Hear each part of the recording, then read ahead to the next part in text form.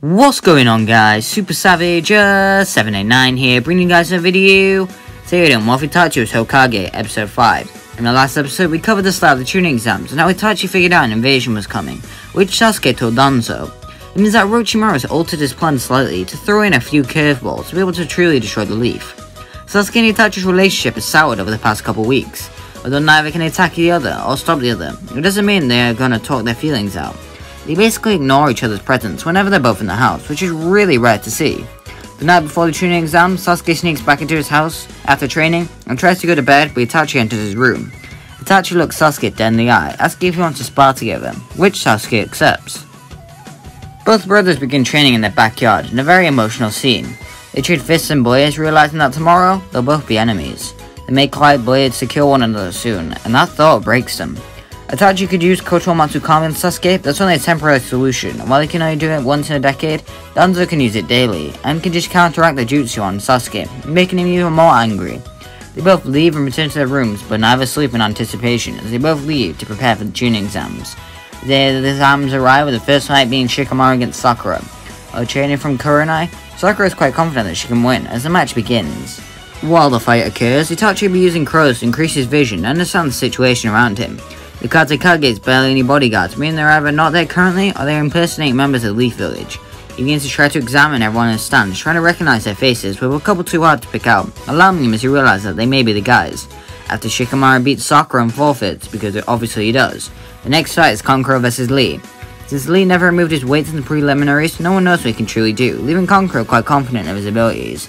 He pulls out both his puppets and rushes towards Lee, who in a badass moment, leaps over them and removes his weight, throwing either weight on the puppet, which pins him down on the ground. Kankuro would essentially be left helpless as Lee rushed at him, punching him so hard in the face that sent shockwaves into the crowd, flinging the puppet master hard against the wall. With the Genin having a possible concussion, Lee would be declared the winner. Lee will leave to get some medicine for his opponent, or will be knocked out, as would Tenten, similar to how Hinata and Kiba did. The next fight would be Neji against Gaara. With Neji still having his stuck-up mindset, he'd be spouting about how Gaara's fate to lose and all that good stuff, but becomes shocked when Gaara doesn't answer him.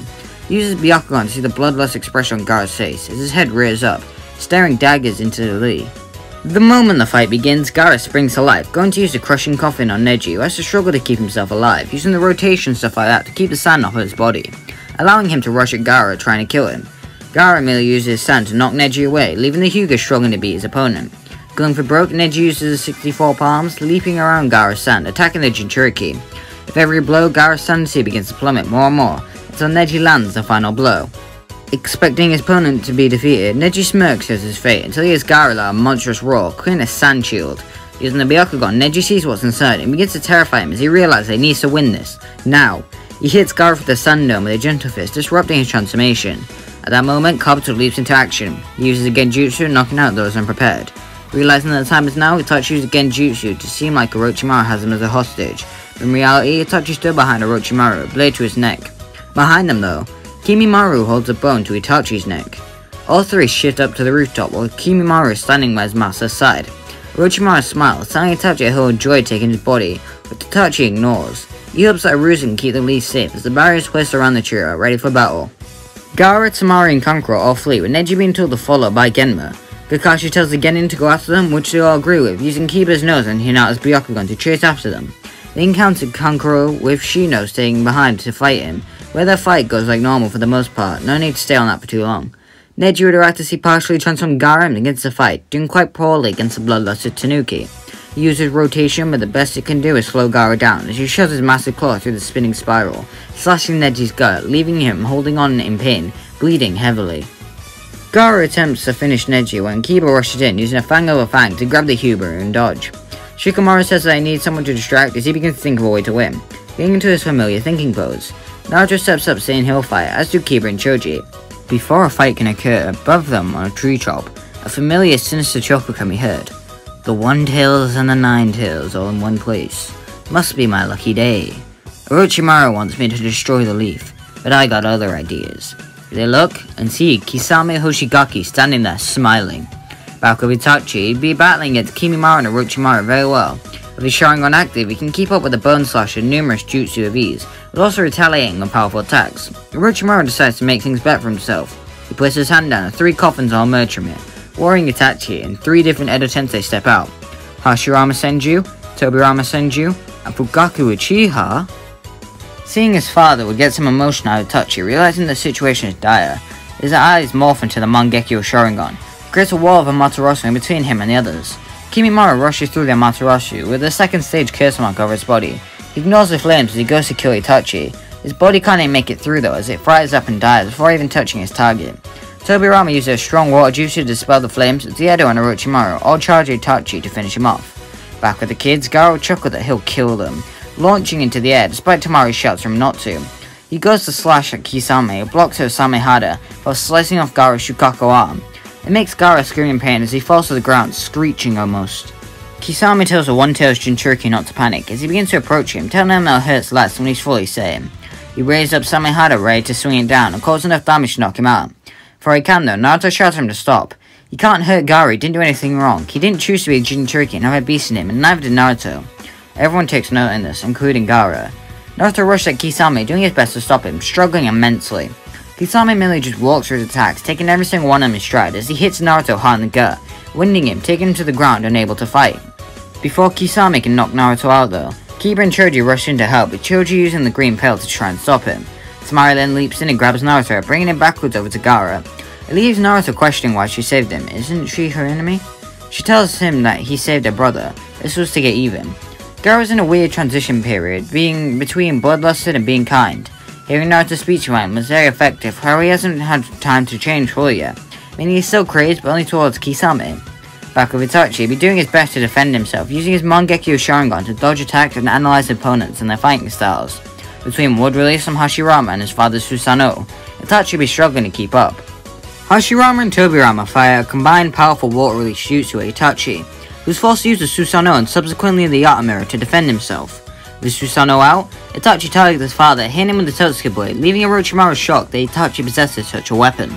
As Fugaku begins to get sealed away, he sees his son and sees his Hokage outfit, telling him that he's proud of him.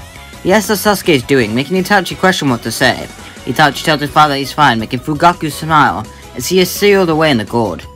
Seeing how Orochimaru used his father and intends to do the same to his brother, Itachi just snaps. He rushes at him bloodlusted, begins to go all out, truly showing Orochimaru why he shouldn't mess with Uchiha or the Leaf Village.